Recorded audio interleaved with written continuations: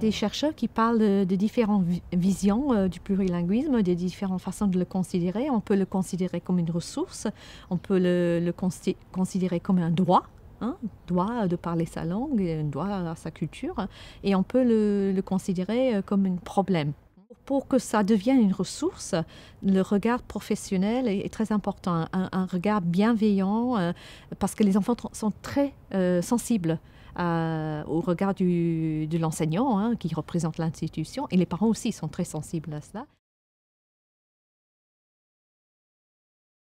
Le jour de l'accueil, l'enseignant peut présenter l'enfant en disant, voilà, on a un nouvel élève qui parle et le nom de la langue. Il peut même mettre au tableau des mots dans cette langue qu'il aura regardé préalablement sur Internet, par exemple. Et si c'est un autre alphabet, ou peut-être projeté, si on a des nouvelles technologies, et demander aux enfants de la classe de lire ces mots. Alors, ils vont avoir des difficultés plus ou moins grandes selon l'écriture et l'alphabet. Et il peut expliquer aux enfants, bon voilà, ce que vous avez vécu là, cet enfant va le vivre tous les jours, parce que tout se passe en français, qui est une langue seconde pour lui. Donc, sensibiliser la classe, les mettre un petit peu à la place de cet enfant pour avoir un peu d'empathie. Alors, on a plusieurs types de formations à l'ESPE de Strasbourg. On a une formation qui est obligatoire pour tout le monde, qui dure 6 heures.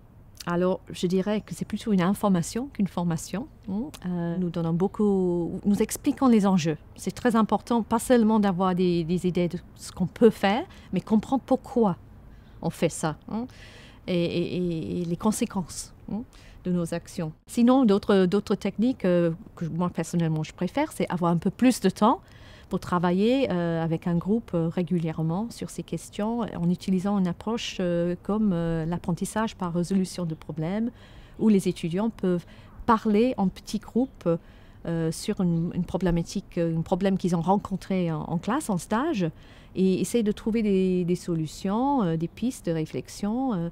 Et j'alimente tout ça avec des documents, avec des vidéos.